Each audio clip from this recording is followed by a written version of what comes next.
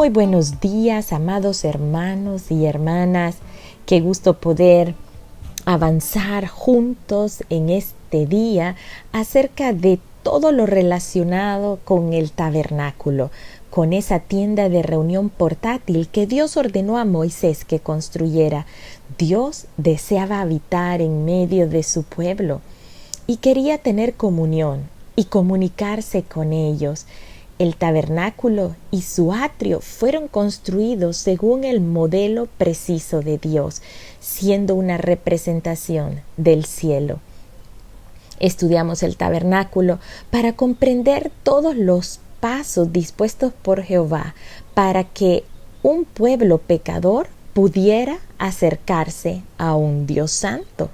El tabernáculo se construyó alrededor del año 1440 a.C. y fue el sitio donde Dios habitó en medio de su pueblo durante los siguientes años, aproximadamente 400 años, hasta que éste fue sustituido por el templo de Salomón.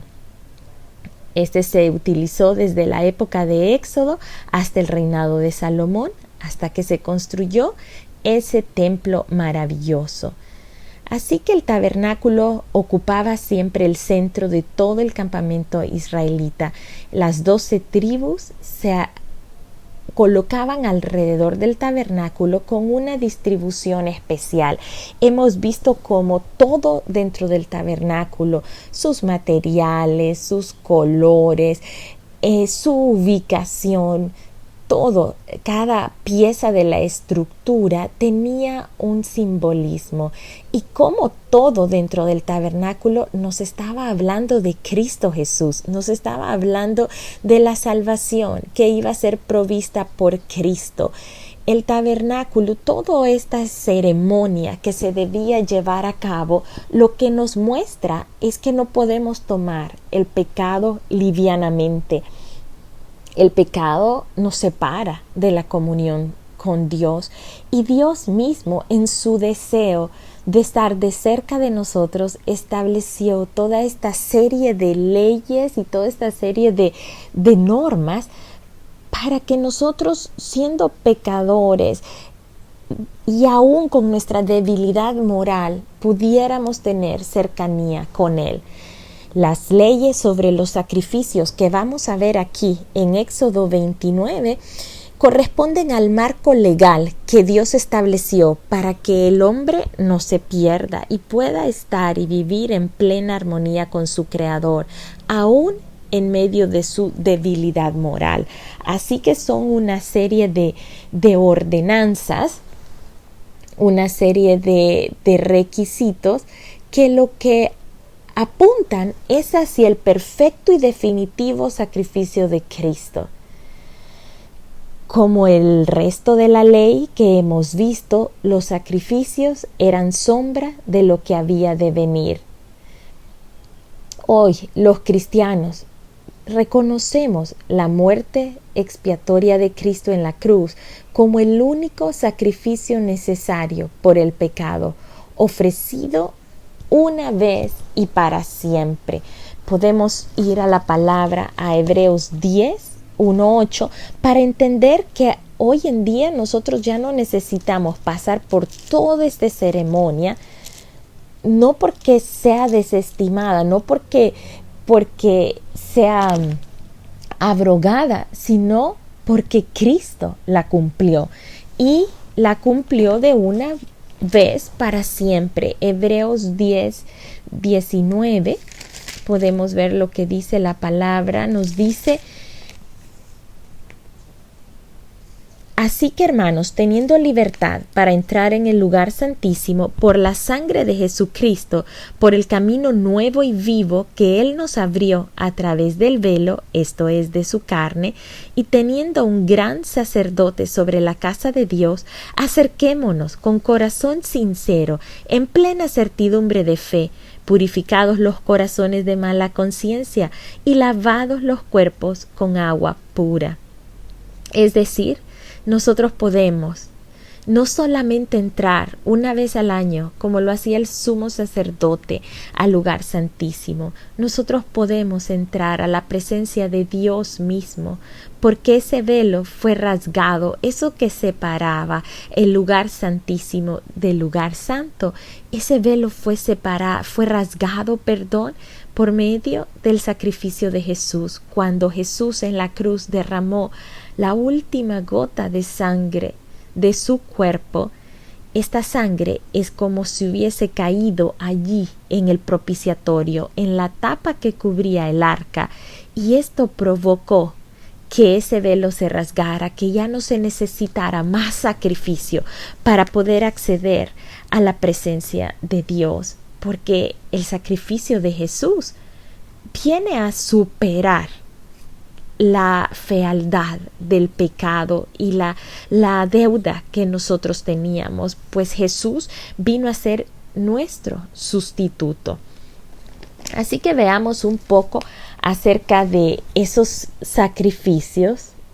Este sacrificio que está descrito en Éxodo 29 corresponde a los sacrificios que debían hacer los sacerdotes para estar puros y poderse presentar y realizar cada una de las actividades de cuidado, de transporte y de mantener el fuego encendido dentro del templo. Ellos no lo podían hacer así directamente, tenían que pasar por este proceso de sacrificios para ellos estar en una condición aceptable ante la presencia del Señor y poder tener relación y tocar todo lo que está en el tabernáculo, pues todo es considerado santo. Así que comienza diciéndonos acerca del sacrificio de un becerro y 2 carneros sin defecto. Y habla acerca de la ofrenda de panes sin levadura, de tortas amasadas con aceites, de hojaldres sin levadura, y que esto lo haría de flor de harina de trigo. Dice que debía ser puesto en un canastillo, y en el canastillo se ofrecerá junto con el becerro y los carneros. Así que este becerro de consagración, se trata de esta ceremonia de la consagración de Aarón como sumo sacerdote y de sus hijos, recordemos, de sus hijos como sacerdotes. El becerro simboliza a Cristo como el siervo suficiente, lleno de mansedumbre, quien derramó su sangre por los pecados de otro. Y nos habla acerca de cómo este becerro debía ser puesto a la puerta del tabernáculo de reunión y debía ser lavado con agua, que es precisamente lo que acabamos de leer en Hebreos 10:22, que debemos acercarnos con un corazón sincero, en plena certidumbre de fe, purificados los corazones de mala conciencia y lavados los cuerpos con agua pura. Así que este becerro debía ser lavado con agua pura. Y luego Moisés debía tomar las vestiduras, todas aquellas que hemos descrito en el capítulo anterior, y debía colocarlas sobre Aarón. Debía de ungirlo con el aceite de la unción y debía derramarlo sobre su cabeza. Luego haría que sus hijos se acercaran también y les vestiría de sus túnicas, también descritas en Éxodo 28. Estos sacerdotes, Aarón y sus hijos, debían ser ceñidos sus lomos, debían ser sus tiaras amarradas y tendrían el sacerdocio por derecho perpetuo. Así, esta es la ceremonia de consagración de Aarón y sus hijos. ¿Y qué es consagración? Consagración tiene que ver con depender de Dios totalmente. Consagración significa una entrega total o una dedicación exclusiva, y tanto Aarón como sus hijos, por medio de esta ceremonia, ellos estaban confirmando que eran apartados, estaban dedicados de manera exclusiva al servicio del Señor. Así que este novillo o este becerro se iba a llevar ahí delante del tabernáculo de reunión, ahí delante de la puerta por donde está el altar del holocausto, y Aarón y sus hijos pondrían sus manos sobre la cabeza del becerro. Esto lo que significa es que este animal está tomando el lugar de la persona, en este caso de los sacerdotes, que debía pagar por el precio del pecado. En 2 de Corintios 5:21 nos habla que Jesús es quien tomó ese lugar por nosotros, ese lugar en el que nosotros merecíamos la muerte. Cristo Jesús lo tomó.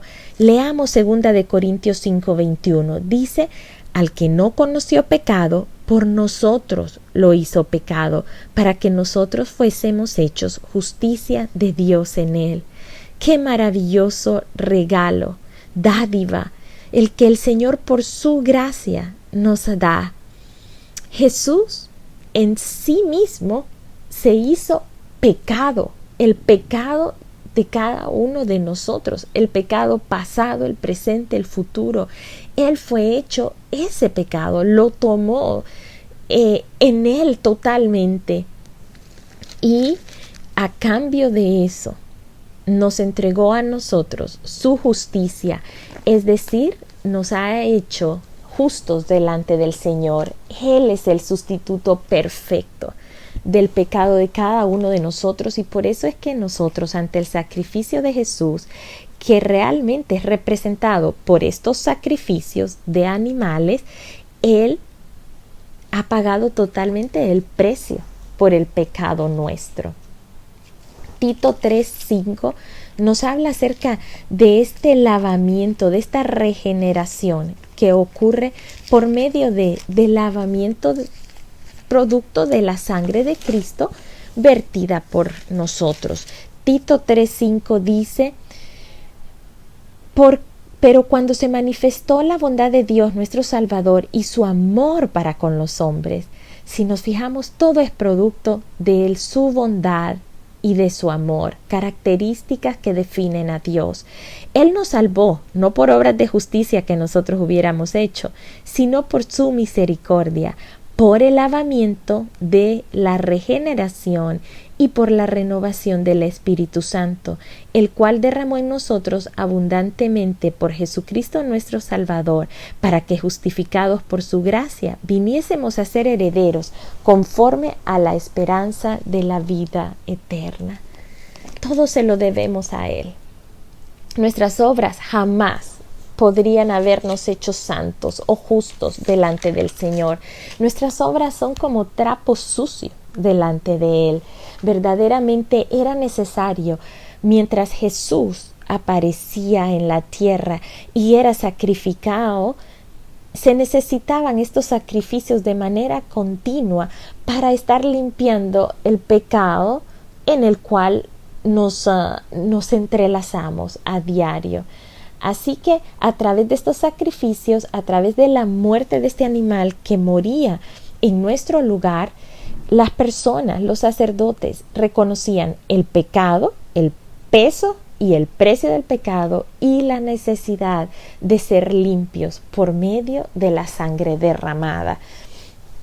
Así que tenemos a este becerro que simboliza a Cristo como el siervo suficiente, y este becerro es los sacerdotes ponen la mano sobre él, implicándole que él está cargando el pecado, y luego este becerro debía ser muerto delante de Jehová a la puerta del tabernáculo de reunión, y la sangre del becerro será tomada y puesta sobre esos cuernos del altar con el dedo, dice, y derramarás todas las demás sangre al pie del altar. Todo lo que es la grosura que cubre los intestinos, la grosura sobre el hígado, los riñones y la grosura que está sobre ellos debería ser quemada sobre el altar. Pero la carne del becerro, la piel y su estiércol debían ser quemados fuera del campamento. Luego tomaría 2 carneros sin defecto y debían ser sacrificados también para la consagración de Aarón como sumo sacerdote y sus hijos como sacerdotes. Moisés fue instruido en quemar todo el carnero sobre el altar. Este sería un holocausto de olor grato para Jehová. Es una ofrenda quemada a Jehová. Este es el primer carnero.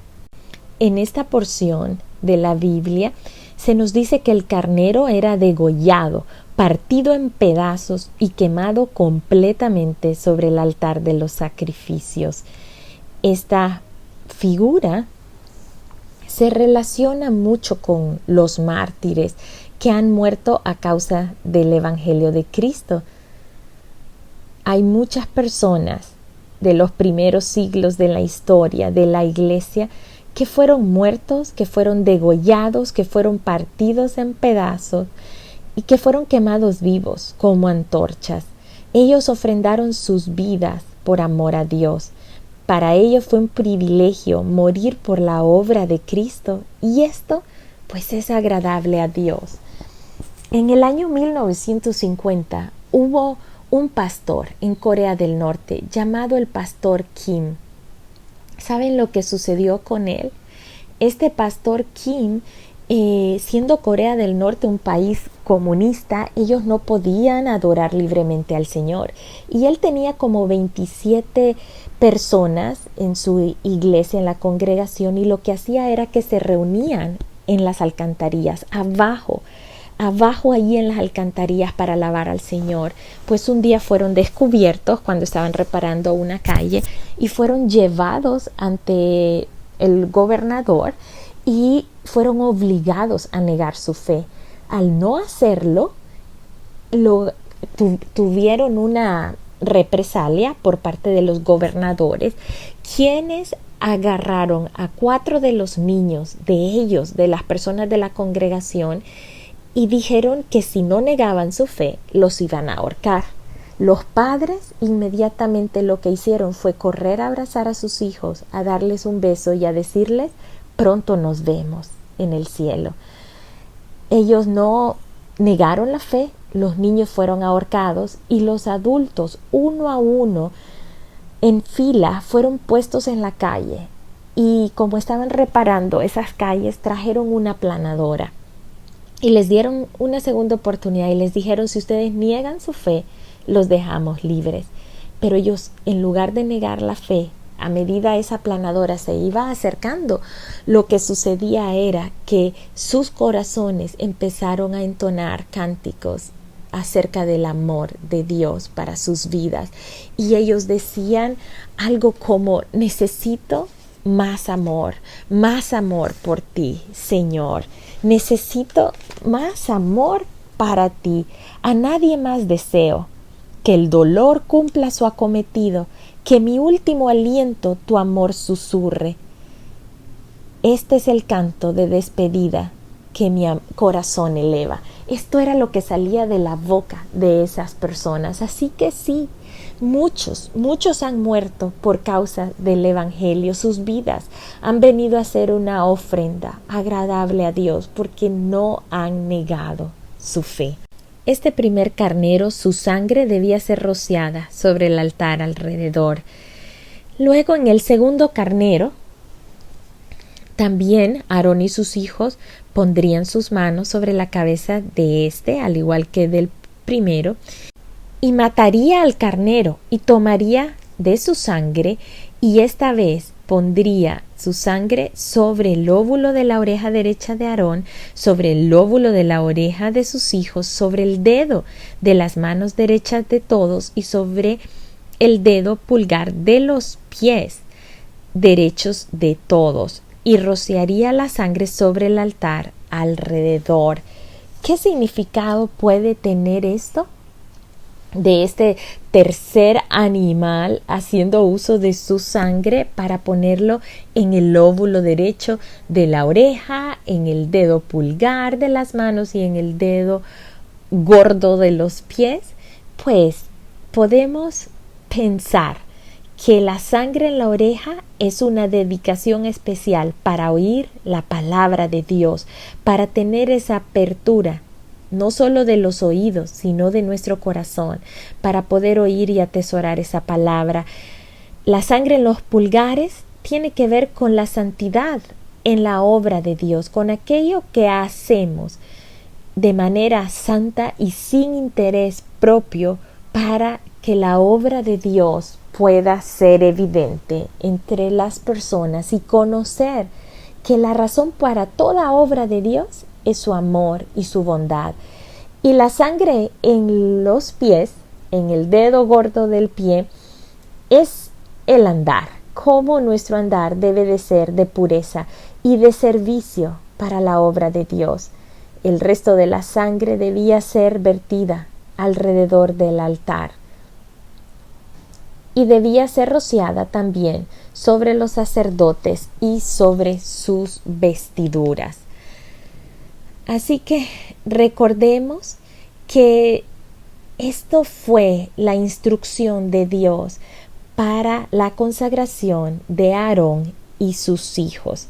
Seguidamente, el Señor habla acerca de la comida de Aarón y sus hijos, cómo ellos podían comer de esta carne, de este carnero y del pan que estaba en el canastillo a la puerta del tabernáculo.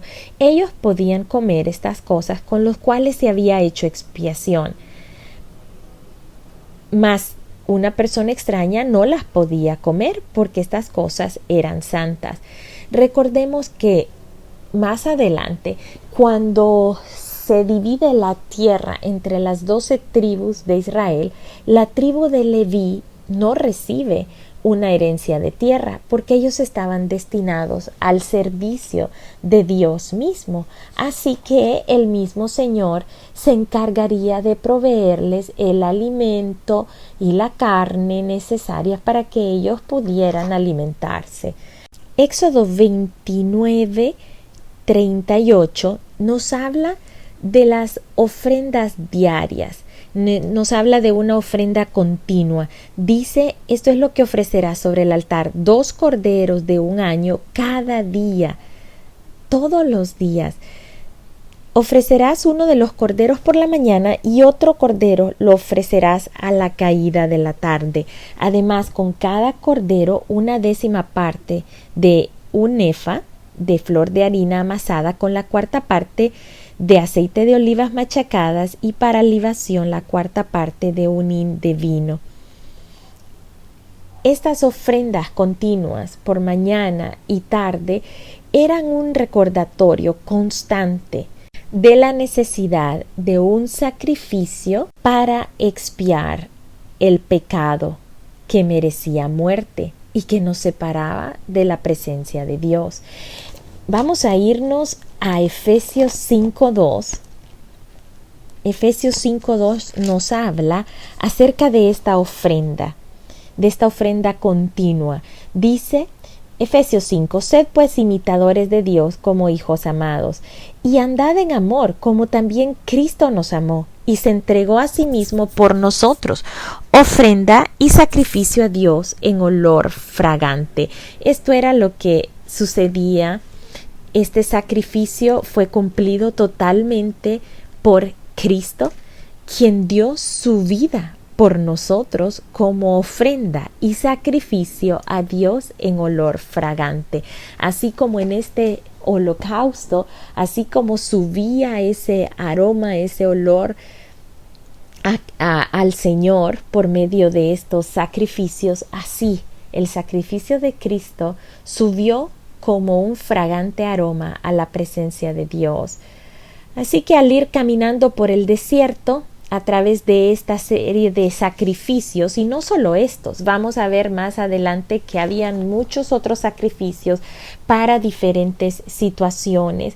Habían sacrificios de paz, sacrificios por el pecado, por la transgresión, por la culpa, y estaremos aprendiendo acerca de ello. Lo importante es saber que todos estos sacrificios estaban señalando y estaban hablando del sacrificio perfecto, en el que el mismo Señor ocupa el lugar nuestro para quitar el pecado y nos estableció estos medios para nosotros poder estar de cerca, que el pecado ya no siga siendo una barrera entre su presencia y nosotros.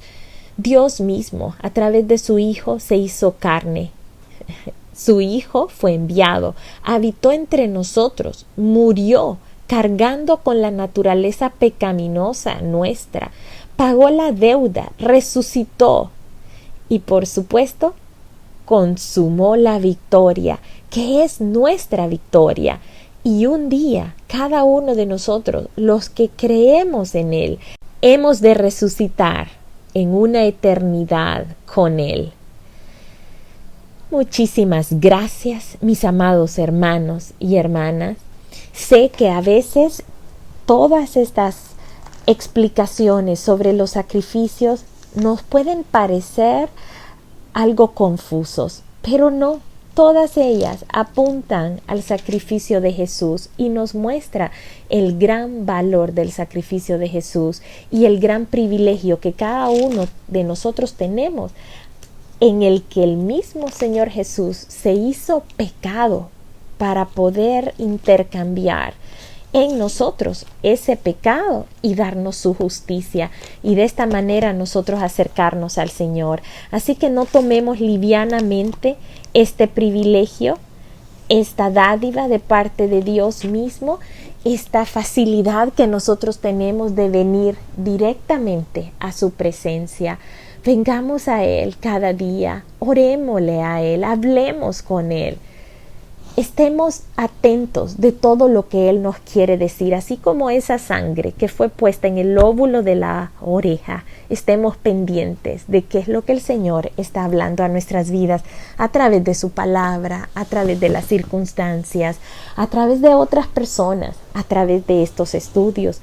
¿Qué es lo que nos está diciendo? Y que nosotros nos podamos acercar confiadamente a Él, allí con nuestros corazones limpios de toda maldad. Ese versículo que leímos acerca de Hebreos debe ser un versículo escrito en nuestro corazón, y vamos a terminar con esto.